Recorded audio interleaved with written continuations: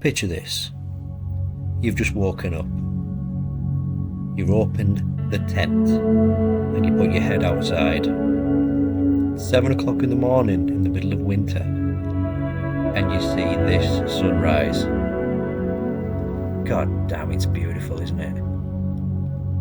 You need to try it, because if you don't, god damn it, you're missing out. Just look at that sky. I know a lot of you don't like when I do different types of videos, so I've got to make more of these. Well, let's hope this one doesn't disappoint.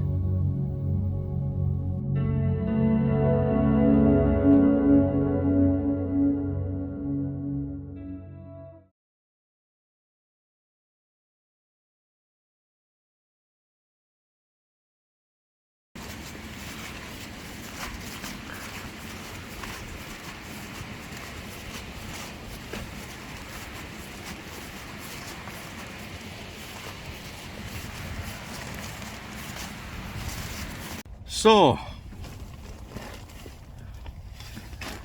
if you watch the start of this video and you're wondering what the hell is going on, I'll explain. I've got a lot of explaining to do. Things haven't gone quite to plan, unfortunately. We were meant to go out in a forest and camp in the hammocks, but as you can tell, we're not in a hammock, I'm in a tent, and I'll explain why. So we went out very early to get ready to find a good spot. We found a beautiful forest, really nice place it was, and found a good spot to set up. And what happened was, got the HYENA Bush Pro hammock, which by the way is about £90, right? Bear this in mind, this is very important. They're about £90. When to set it up, half the pieces are missing. You have to buy the rest of it separate, it appears. So what it comes with is the hammock and the hammock. That's it. No waterproof cover, no pegs, no ropes like guy lines. What else was missing? The carabiners to like strap it on for strength. Terrible. You just can't clip it up. The other one I've got is a cheaper one. It's actually a cheaper manufacturer one, and that's got everything. It's got its own waterproof cover. It's got you know, the mosquito net. It's got pegs to peg your waterproof cover down, and even to peg your hammock in one place so it doesn't swing side to side. It's got guy lines with it. It's got the carabiners to make it strong. It's easy to set up, and the bag's bigger to put in. It's just better, and that was a fraction of the cost. So HYENA, what are you playing at? What are you doing? You've produced such good entry-level tents, such as ones that we're using now, the HYENA 2. I absolutely love it, and my PHOXX 2 version 2. It's absolutely they're brilliant tents. They've never let us down. Often the HYENA sometimes is a bit skew-iff when you put it up. It's a bit, you know, but other than that, it's a cheap tent and it does well.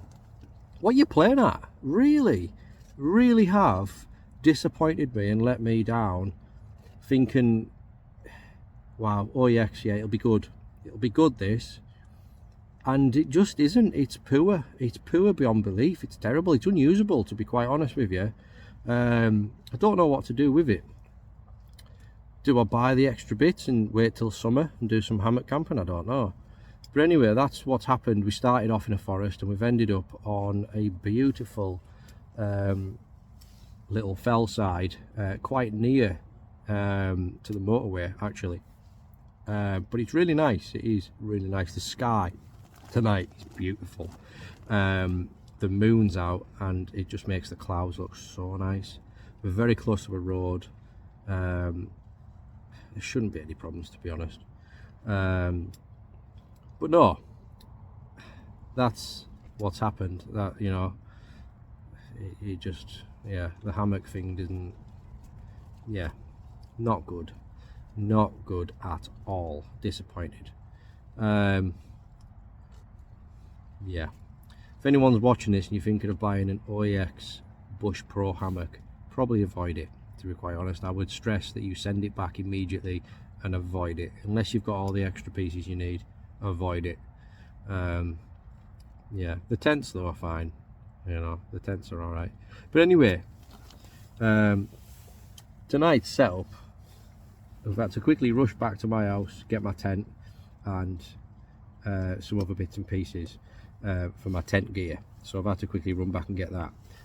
Tonight we're having noodles, something different. You've not seen us have noodles before. Gareth is outside, well, next door, right next door in fact. Gareth, give us a holler. Hello. There we go.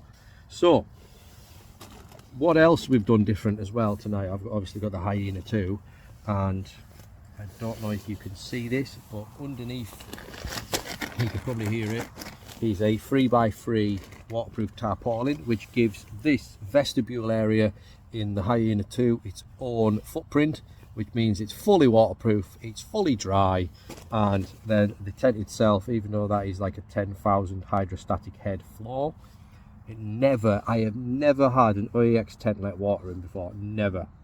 So I trust it, but we've got that extra with the vestibule area now, so we can put stuff in there and it'll definitely stay dry. There'll be no moisture build-up going into there. The fire's coming on. There we go. So yeah, let's get outside. The only reason I'm doing it in here was to explain what was going on so you could hear us fully because of the wind, and so that you could see us, and then I could explain things a lot more. So sorry for the very long intro, but it needed to be said. So let's go. So we've got the fire going on this fire pit. It doesn't touch the ground at all. It's very safe, it's very clean, and it allows us just to boil this water. We've got a pan, we've got some fire logs. These burn for 90 minutes I think, or 2 hours or something like that. They're quite good. They're not too heavy, but I mean, they supply warmth. I don't always carry my stove, so we don't carry the stove, I use these. And the fire pit, obviously we're going to try some different stuff in summer. I've got some other bits and pieces that go with that. And these are the noodles, so these would be quite nice. Both the tents set up there, one HYENA 2. I think the rain might start to come in a little bit soon. I can feel it a little bit in the air, but other than that, should be a good night. And this is what I was talking about, the tarpaulin we used to do when we first started doing this, just adding a bit of extra. That then supplies the waterproof cover for that. Yeah, we're going all out tonight. But then, well, that's how dark it is, but I'll show you some pictures now.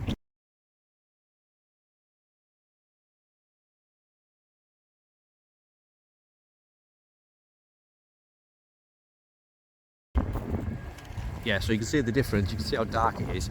The moon has gone, the moon's disappeared, and before the clouds were out and the moon was behind it, and it was absolutely stunning.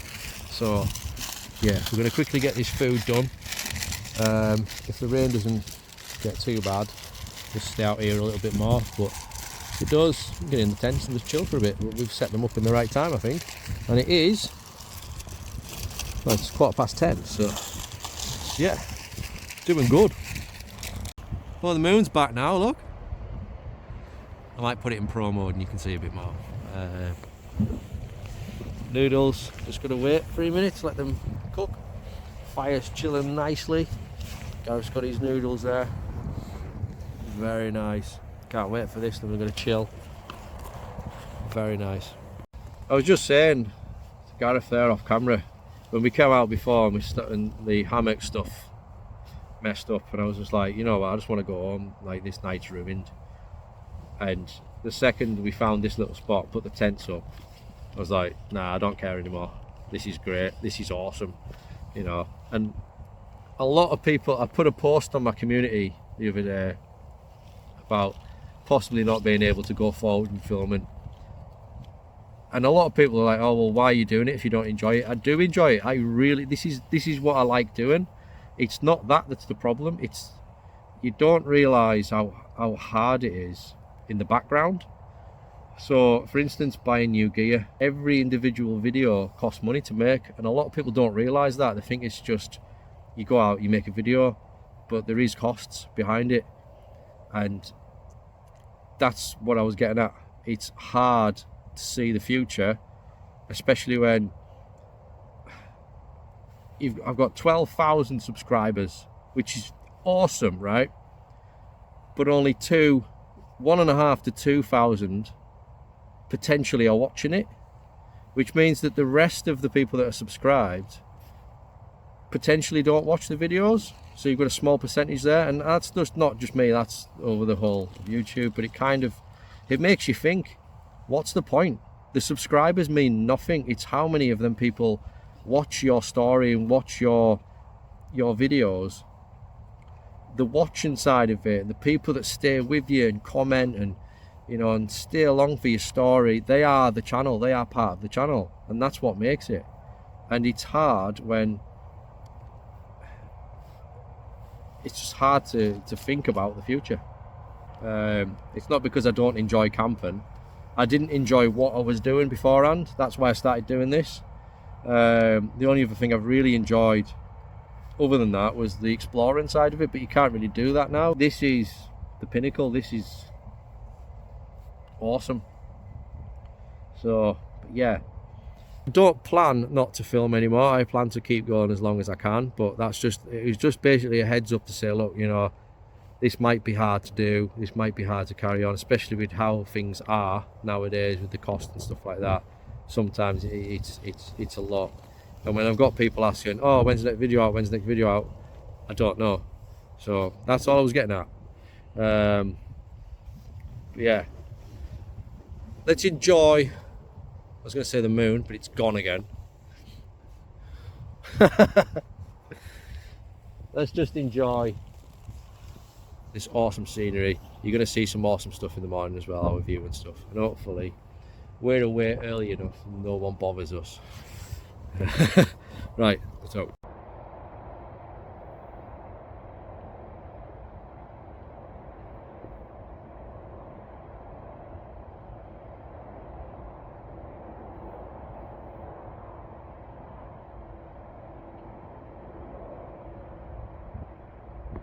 we've just had one of your great ideas. The fire's starting to blow now.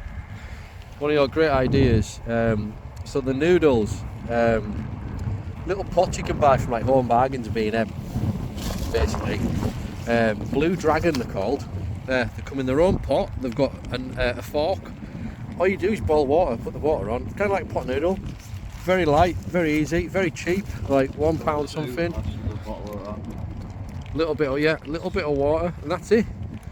And the flavour, the spice from it was awesome, wasn't it? Yeah. Like Oriental chicken, it was really, really nice. So the rain's starting to come down now, you can hear it. Yeah, it's coming down a lot. I reckon we should manoeuvre into our tents. So I'll join you inside the tent. So this is my inside tent setup. We have the foil ground sheets all the way across. We've got this sleeping pad instead of my other one. I forgot its name. My bag underneath. This one's got its own built-in pillar. I've got my actual pillar inside my bag so it doesn't move around. Jacket. Got my trespass pitch sleeping bag there. Waterproof, of course. I've also got where is it?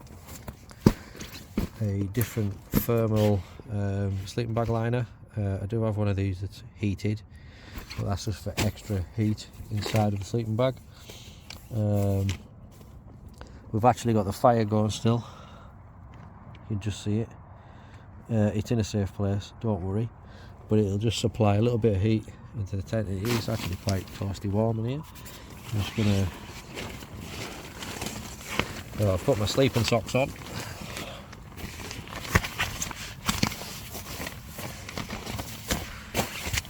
It's just the ground we're on. So that's fine. But yeah, all this really makes a difference. Keeping the heat in, and it is actually quite warm in here, so I'm going to get this sleeping bag out and get this inside and get myself in there. So it's currently 20 past 12. Yeah. Some spare clothes down there. Got my other socks, which will slowly dry out. Got a couple of drinks, some drinks outside to stay cool. Spare batteries and cables. GoPro camera in there. Torch there, which I might keep. Use your access. Just keep it there, just in case I need it. Yeah, I'm ready. Let's get in this sleeping bag on the through night TS1, I think it is. Survival light. That'll probably stay on for days.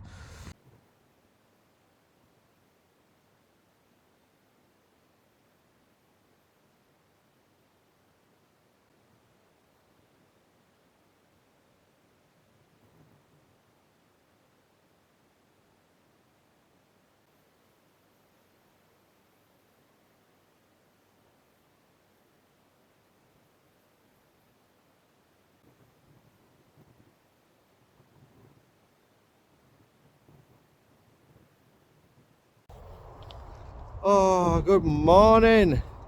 You've just seen a very nice sunrise from that direction. And a beautiful morning it is, apart from the cold. You can really feel the cold now. But we've got this beautiful view behind us, all the way down. There's the M6, all the mountains in the background, all the way around. Look at the sky. Yeah, down that valley down there. I've walked down there many times. And you go that way, or you can go that way. And then up the top of there, that's where I want to go eventually. And then up there, and then finally up that one. But we'll get there. Yeah, slowly packing the gear away. We've only got these massive